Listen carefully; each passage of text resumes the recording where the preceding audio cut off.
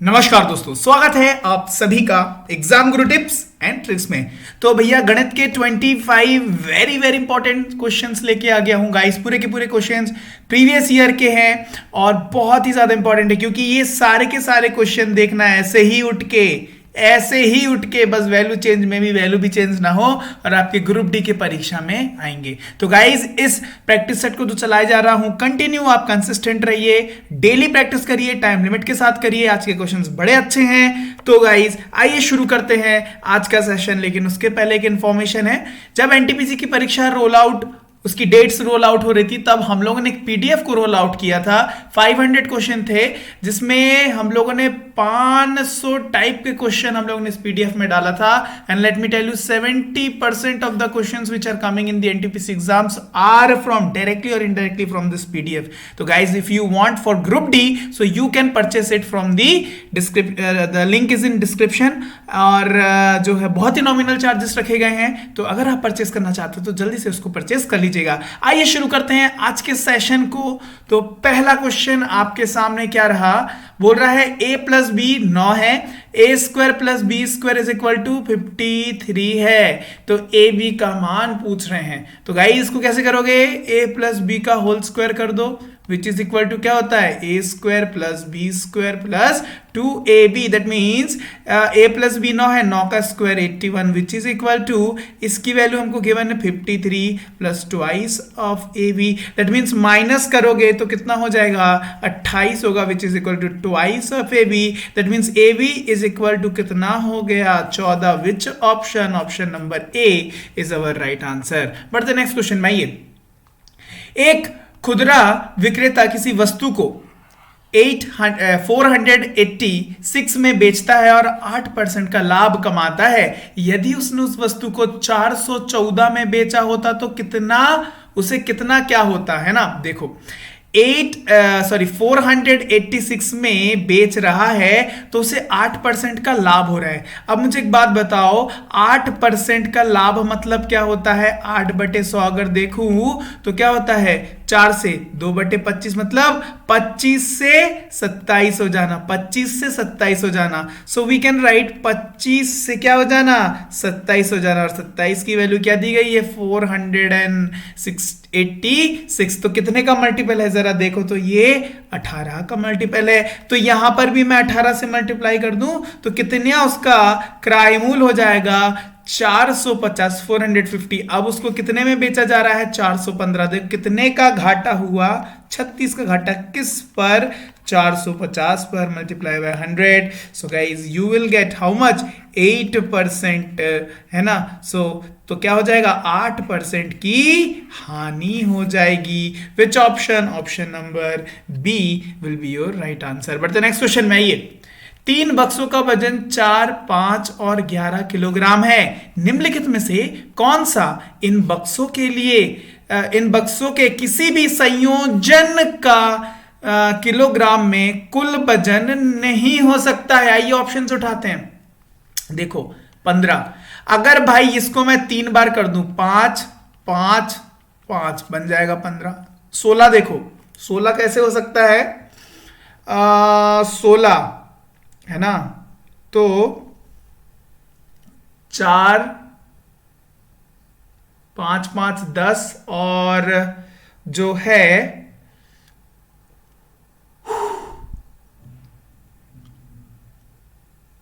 16 भी 16 हो सकता है क्या। इन बक्सों में से किसी भी संयोजन का किलोग्राम में कुल वजन नहीं हो सकता। देखो 20 तो हो सकता है। कैसे, देखो 4 और 5 9, 9 और 11 20 हो जाएगा है ना। ये हो जाएगा, ये हो जाएगा है ना। और लेकिन ये 17 नहीं हो सकता ना। जरा बताओ तो इसको कैसे करेंगे। 4 5 और 11 तो ये 9 20 हो गया। 16 किस तरीके से होगा। इस क्वेश्चन को देखते हैं ना, थोड़ा इस क्वेश्चन को देखते हैं। अगर आपको आंसर पता है तो अपना आंसर कमेंट सेक्शन में कमेंट करिए। इस क्वेश्चन को देखेंगे। चलिए नेक्स्ट क्वेश्चन देखते हैं, इसका आप आंसर कमेंट करिए। तो चलिए नेक्स्ट क्वेश्चन देखते हैं, बहुत अच्छा क्वेश्चन है, बेहतरीन क्वेश्चन है। जरा देखो, एक व्यक्ति अपने पूंजी के 2/7वें हिस्से की वसीयत अपने पत्नी के नाम पर करता है, ठीक। शेष पूंजी के 1/3वें हिस्से की वसीयत अपने पुत्र के नाम पर करता है और शेष बची हुई पूंजी अपने 3 पुत्रियों में बराबर बराबर बांट देता है। यदि प्रत्येक पुत्री को पुत्र के हिस्से का 2/3वां हिस्से के बराबर धन प्राप्त होता है और प्रत्येक पुत्री को रुपया कितना 2 लाख मिलता है, तो उस व्यक्ति की कुल पूंजी कितनी थी? आइए इस क्वेश्चन को करते हैं। यहां 2/7 बोला गया है और 1/3 बोला गया है। 3 और 7 एलसीएम ले लो 21। लेट्स से उसके पास 21 पूंजी थी। कितना पूंजी था? 21 पूंजी था। मैंने माना उसके पास कितना पूंजी था?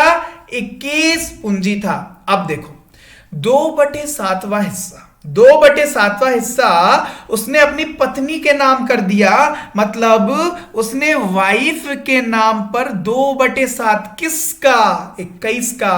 मतलब कितना? 2/7 कितना होगा? 6 होगा। कितना होगा? 6 होगा। इसका 2/7 कितना होगा? 6 होगा। तो वाइफ के नाम पे 6 हो चुका है।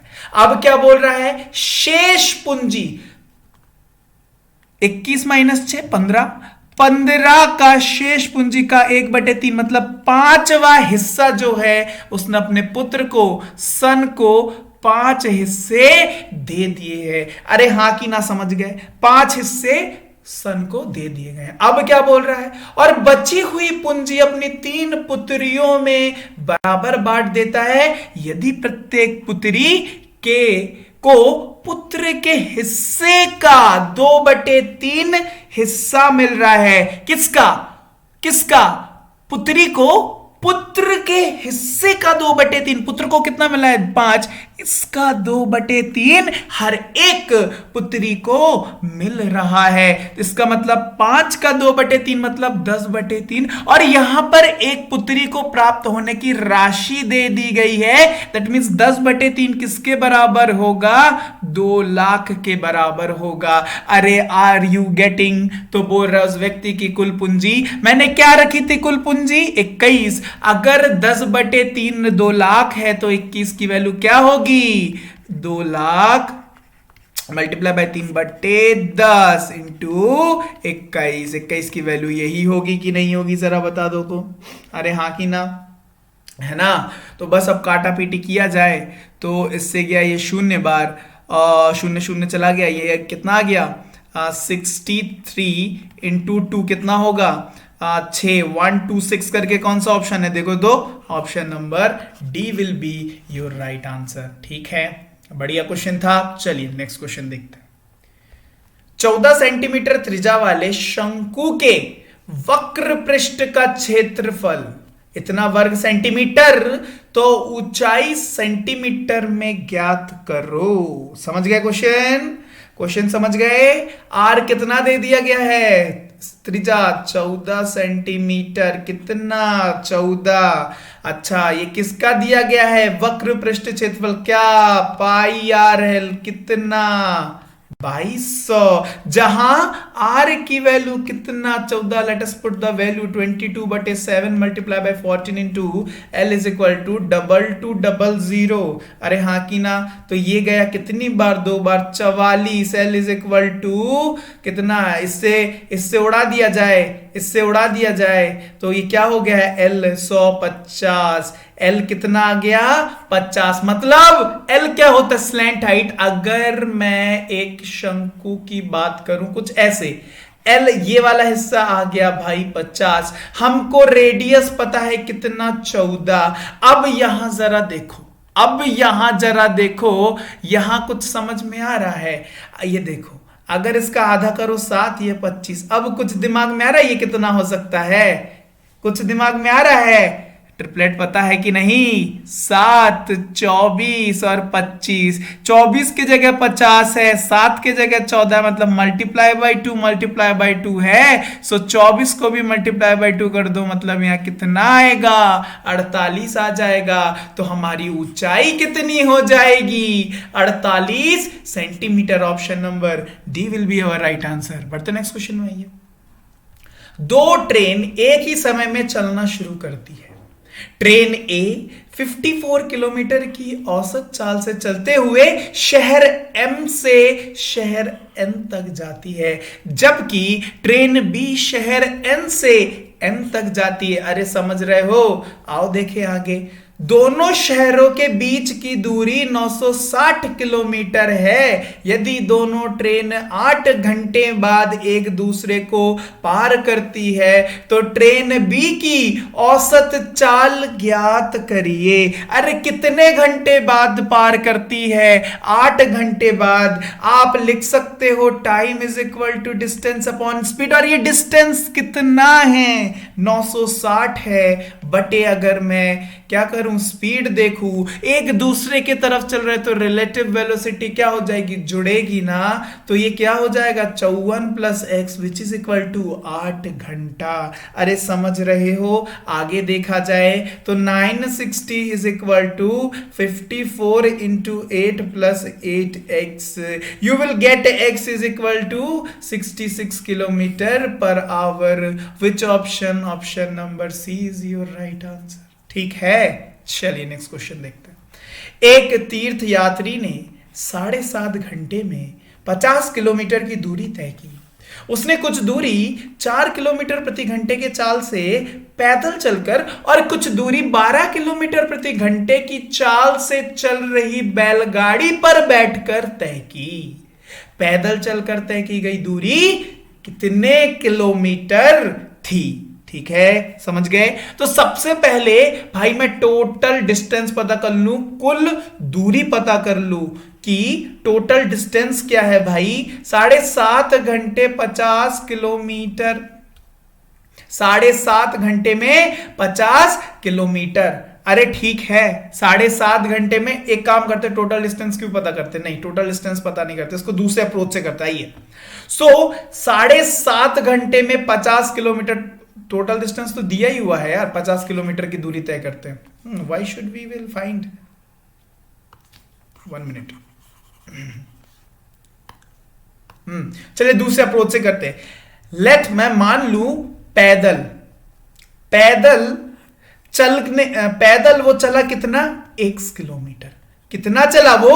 1 किलोमीटर। तो आप मेरे को बता दो, तो बैलगाड़ी में वो कितना चला होगा? टोटल 50 किलोमीटर चला है, पैदल अगर वो 1 चल गया तो बैलगाड़ी में। ठीक है, अरे जरा बोल दो हाँ कि ना।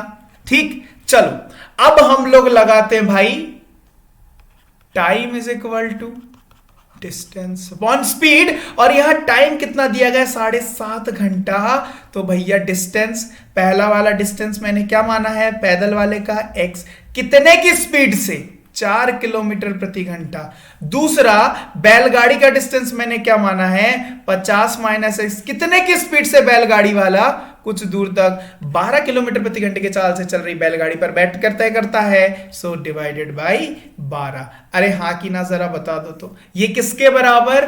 7.5 के बराबर। That's all guys. अब यहां पर एलसीएम लिया जाए। सो 12 3 3x प्लस 50 माइनस x, और यहां 7.5। When you will solve you will get x is equal to 20। तो option number A will be your right answer. 20 kilometre वो पैदल चलकर गया है। ठीक है, चलिए नेक्स्ट क्वेश्चन देखते हैं। एक व्यापारी 8,000 रुपए में 200 किलोग्राम अनाज खरीदता है। परिवहन के दौरान इस अनाज का 4% हिस्सा नष्ट हो जाता है। कितना बचा भी? 96% बचा कि नहीं बचा? आगे देखते हैं। 20% लाभ अर्जित करने के लिए उसे शेष बचे अनाज को किस भाव में बेचना होगा। भाई उसकी अभी खरीदी हुई मूल्य कितनी है 8000, 20% का उसको प्रॉफिट कमाना है, मतलब 8000 का 120% कितना होता है, जल्दी जल्दी शून्य काटो तो शून्य कट गए, कितना होता है 9600, अरे एक शून्य ज्यादा आ गया, 9600 में वो अगर बेचेगा इस सामान को जो उसने 8000 में खरीदा है तो उसको 20% का प्रॉफिट होगा। परंतु एक कंडीशन है, क्या कंडीशन है भाई, 200 किलोग्राम का अनाज था लेकिन भाई परिवहन में ट्रांसपोर्टेशन के दौरान 4% हिस्सा नष्ट हो गया, इसका मतलब 200 का 4% खत्म हो गया, बाकी कितना है 96 है। तो मुझे पता चल गया भाई कितना केजी मेरे पास अनाज अभी भी बचा हुआ है, जरा बता दो तो 200 का 96% कितना होगा 192 केजी अभी भी अनाज बचा हुआ है, कितने में बेचना है, इतने में बेचना है। तो भैया एक बात बताओ मुझे, प्रति किलो की कीमत निकालने के लिए क्या करना पड़ेगा, प्रति किलो की कीमत निकालने के लिए इतने में बेचना है, इतना अनाज है, दैट्स ऑल गाइस, बस 50 रुपया प्रति kilo. Option number, next question आइए देखते हैं। यदि 5x/2 - 5/3 इन ब्रैकेट 3/2 + 4x/3 = 5/6 हो तो x का मान ज्ञात करो। चलो आओ देखते हैं। यहां पर सबसे पहले इसको अंदर इंट्रोड्यूस करा दिया जाए तो आइए, 5x/2 - 3 × 5 = 15/6 - 4 × 5 = 20, x/3 × 9 = 5/6। चलिए ठीक है, आगे हम ले लें इसका एलसीएम, 18 ले लेते हैं, 9 45 x - 3 45 - 2 40 x = 5/6। अरे हाँ की ना, चलो इससे गया ये 3 बार, ये हो गया 3 × 5 = 15, और यहां देखो क्या हो गया 5x - 45 = 15, 5x = 60, x = 12। Option number C will be your right answer. Next question देखते हैं जरा, 48 और 54 का एलसीएम, तो 48 और 54 जरा देखो, 54 को मैं क्या लिख सकता हूं, 54 को मैं क्या लिख सकता हूं 9 × 6, 9 × 6, अरे हाँ की ना, जरा बता दो तो, लिख सकता हूं ना। अच्छा, और 48 को 12 × 4, 12 को 6 × 2 × 4, इस तरीके से लिख सकता हूं कि नहीं।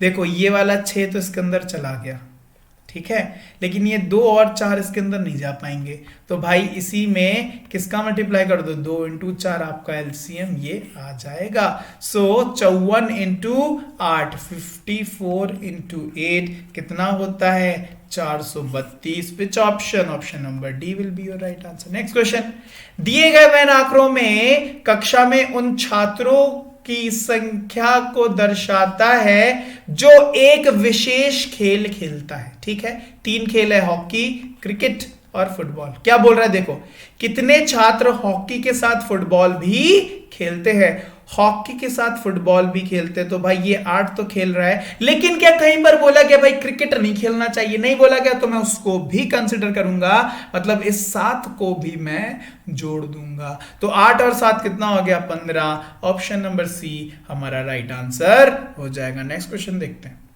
पाइप ए एक टंकी को x घंटे में भर सकता है, पाइप बी इसे 15 घंटे में खाली कर सकता है। यदि दोनों पाइप एक साथ खोल दिए जाते हैं तो टंकी 7 घंटे और 30 मिनट में भर जाएगी।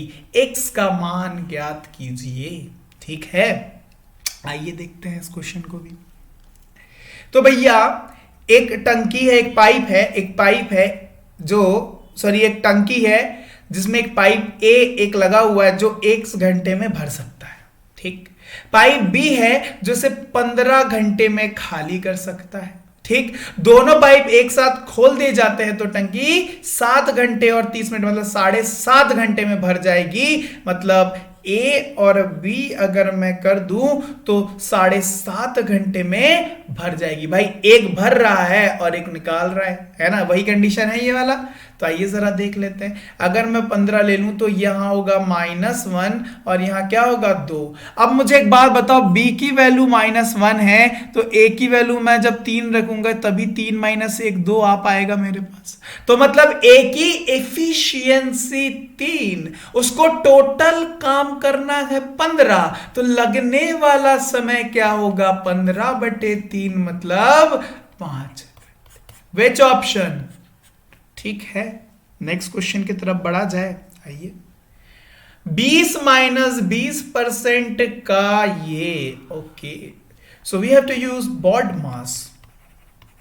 ओके, सो जरा देख लिया जाए।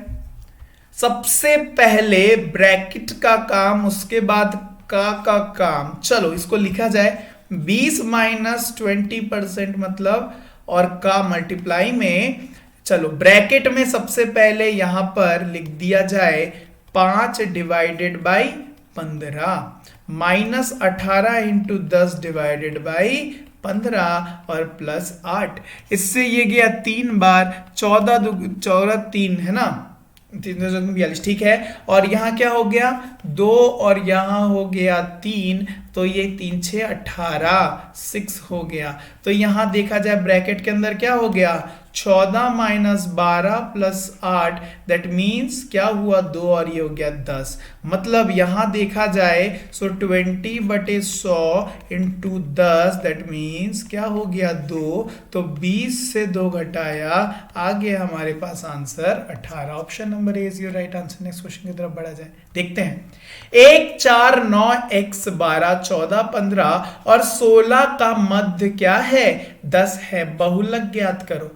तो आप मुझे एक बात बताओ, मध्य मतलब क्या होता है, एवरेज होता है। That means we have to all add up this and divided by number of numbers. यहां पे कितने नंबर है, काउंट ऑफ नंबर से डिवाइड करोगे तो मध्य आ जाएगा, है ना। तो देखो 1 + 4 हो गया 5 और ये 14 14 14 28, 2 30 और 10 40 40 और 15 हो गए तुम्हारे कितने 40 और तो ये कितना हो गया 71 + x बटे 1 2 3 4 5 6 7 8 इज इक्वल टू 10। तो भाई 10 लाना है, 80 यहां होना चाहिए था बटे 8, तो इसकी जगह क्या हो जाएगा, इसकी जगह 9 हो जाएगा। तो यहां x हो गया, बहुलक पता करना है, जो सीरीज में सबसे ज्यादा बार आया वही हमारा बहुलक हो जाएगा। 11 है क्या, नहीं है, कट।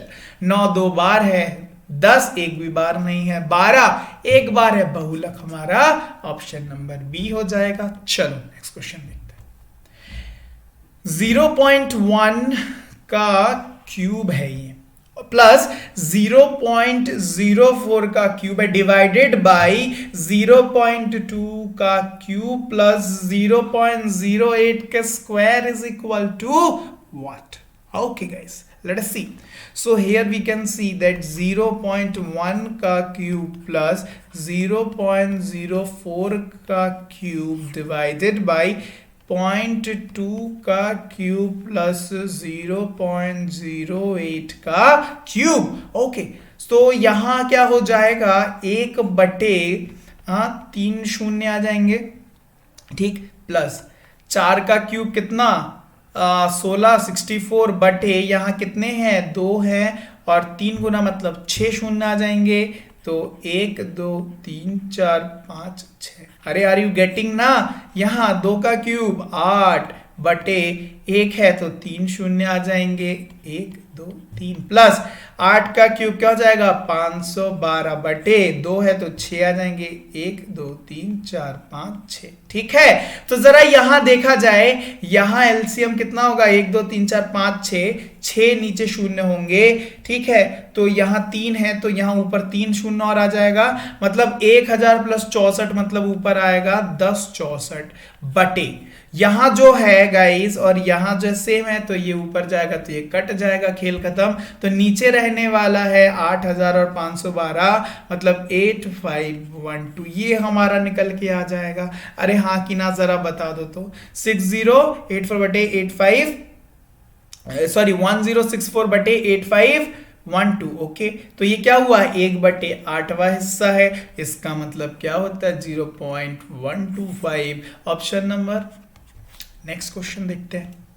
समीकरण 4x + 6y = 9 का पारदर्शिता रेखा का ढाल स्लोप ज्ञात कीजिए। आपको पता है इक्वेशन क्या होता है, y = mx + c, और यही जो m होता है इसी को हम क्या बोलते हैं, स्लोप। तो भैया इस फॉर्मेट में इस इक्वेशन को सजा दो, खेल खत्म। सो यहां you can see 4x + 6y = 9, we can write 6y = 9 -4x + 9, is it. तो यहां सिर्फ y होना चाहिए, 6 को नीचे इस तरफ पहुंचा दो, सो y = -4/6x + 9/6। अरे हाँ की ना, इसको काटा तो -2/3, y = -2/3x प्लस यहां क्या हो गया 3/2। इससे तो हमको कोई मतलब नहीं, ये हो गया c।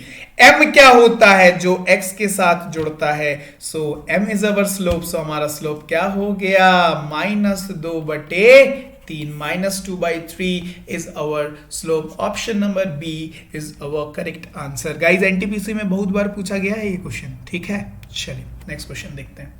यदि एक साथ काम करते हुए ABC किसी कार्य को 4 दिनों में पूर्ण कर सकता है, हालांकि A और C कार्य को 6 दिनों में पूर्ण कर सकता है, यदि B को अकेला कार्य करना होता तो उसे उस कार्य को पूरा करने में कितने दिन का समय लगता है। A, B, C किसी काम को 4 दिनों में पूरा कर सकते, A और C उसी काम को 6 दिनों में पूरा कर सकते। Let us take 24. So the efficiency of A plus B plus in the combined form will be 6 and A plus C will be 4.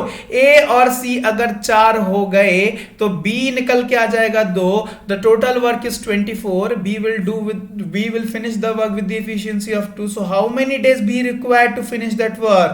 12 दिन। Option number D will be our right answer. Okay next question देखते हैं। एक समचतुर्भुज के विकर्ण की लंबाई 18 centimetre और 14 centimetre, जरूर क्षेत्रफल बोला होगा, हाँ क्षेत्रफल ज्ञात करिए। आपको क्या पता है फॉर्मूला, समचतुर्भुज की विकर्ण अगर दिए गए हैं D1 D2 तो फॉर्मूला ऑफ क्षेत्रफल एरिया क्या होता है, फिर half into D1 into D2, याद रखना। सो हाफ इंटू 18 इंटू 14 तो 9 मतलब 126 वर्ग सेंटीमीटर। आपका option number A will be your right answer. Next question देखा जाए। ए किसी कार्य का 25% मतलब 1/4 हिस्सा 3 दिनों में पूरा कर सकता है, तो पूरा काम 12 दिनों में पूर्ण कर सकता है। बी उसी कार्य के आधे हिस्से को 18 दिन में, तो पूरा काम 36 दिनों में कर सकते हैं। यदि वो दोनों एक साथ मिलकर कार्य करे तो वे उसी कार्य को कितने दिनों में पूर्ण कर सकते भाई। ए कितने दिनों में, 12 दिनों में। बी कितने दिनों में, 36 दिनों में। लेट अस टेक 36, तो यहां क्या आ गया 3 और 1, दोनों मिलकर 4, 36/4 मतलब उनको लगने वाले हैं ऑप्शन नंबर डी 9 दिन। ठीक है, बढ़ा जाए नेक्स्ट क्वेश्चन। विनोद और मनोज का वर्तमान वेतन का अनुपात 6:7 है। यदि दोनों के वेतन में रुपए 16,000 की वृद्धि है तो यह अनुपात क्या हो जाता है, 8:9 हो जाता है। तो मनोज के वर्तमान वेतन कितना है, so let us take one common factor x। तो भैया विनोद का वेतन वर्तमान क्या है 6x और मनोज का क्या है 7x। दोनों के में भाई 16,000 रुपए का इंक्रीमेंट लग गया, जिससे उनका जो रेशियो है वेतन का वो हो गया 8/9। That's all guys, you have to find the value of the x, that's all। और x के बाद मनोज का वेतन हमने क्या माना था 7x। you have to multiply the value of x with the 7, you will get the amount of Manoj, है ना, you will get the salary of the Manoj, that's all। तो यहां जरा देखा जाए कितना हो गया 54x, है ना, और प्लस 16,000 मल्टीप्लाई मत करना भी 9 is equal to 56x plus 8 into 16। So ये इधर गया तो क्या हो जाएगा -2x हो जाएगा, और ये इधर गया तो ये क्या हो जाएगा, -16,000 हो जाएगा, minus minus cancel out, right. 16 एक शून्य ज्यादा हो गया क्या, तो minus minus cancel out, x is equal to 8,000। लेकिन हमने मनोज का वेतन क्या रखा था, 7x, 7 × 8 56 वाला कौन सा ऑप्शन है, लगा दो ऑप्शन नंबर डी। चलो next question, under root of 0.015625 multiply by under root of 0.0256।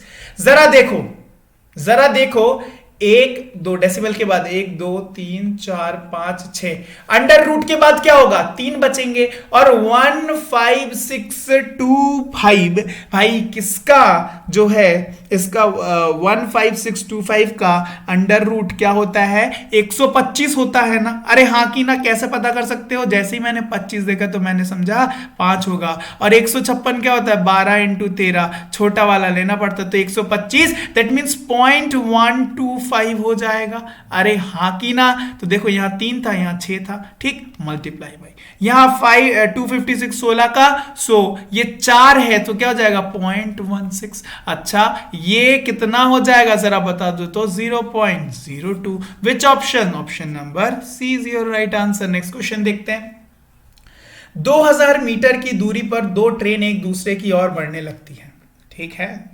पहली ट्रेन की स्पीड और दूसरी ट्रेन की स्पीड, ठीक है, कितने सेकंड में एक दूसरे से मिलेंगी, that means what guys, time is equal to distance upon speed. Distance दिया हुआ है 2000, स्पीड क्या होगा, एक दूसरे की तरफ तो जुड़ेंगी, relative velocity, so 20 + 30, so 2000 divided by 50, शून्य गया, 4 गया, 40, ऑप्शन नंबर ए, 40 सेकंड बाद वो लोग एक दूसरे से मिलने वाले हैं। नेक्स्ट क्वेश्चन देखते हैं, कुल लाभ अगर 1000 है और 3:2:5 के अनुपात में ए बी सी के बीच में विभाजित किया जाना है तो ए का लाभ का हिस्सा क्या होगा। देखो A B C they are in the ratio of 3:2:5। A का पूछा है भाई तो 3 बटे टोटल में से ना 5 10 कितने का हिस्सा करना है, तो क्या हो गया 300 हिस्सा 300 रुपया हो गया। Option number C is your right answer. Next question देखते हैं, 5 अंकों से मिलकर न्यूनतम संख्या जो 97 से विभाज्य है 5 अंकों से ना, तो वह x है, x के अंकों का योग। ओके, तो सबसे छोटी न्यूनतम संख्या, सबसे छोटी 5 अंकों की न्यूनतम, बात वही है, तो 5 अंकों की सबसे न्यूनतम संख्या क्या होती है 4 5, यही होती है ना, किससे भाग देना है, ठीक है। तो आइए, एक बार गया 97, कितना आया 3, एक शून्य आया, यहां एक शून्य लगाएंगे तो एक और शून्य आया, 3 बार जाएगा तो कितना होगा 3 त्रिके 9, मतलब 291 है ना, कितना बचेगा 9 बचेगा। और इसके बीच में जो डिफरेंस होगा कितने का 88, बस इसको इसमें जोड़ दो, 1000 कितना 10,000 में, सो 10088 will be the smallest number, the न्यूनतम संख्या जो 97 से विभाज्य होगा। अरे आर यू गेटिंग, बस इनका क्या बोल रहा है, योग पूछ रहा है, तो 8 8 16 और 1 17, तो option number B will be our right answer. Next question देखते हैं, आज का अंतिम प्रश्न, 275 और 308 का मासा बोल रहा है 275 एंड 308, इनके बीच में डिफरेंस देख लेते हैं, 25 और 8, 25 और 8 कितना होता है 33।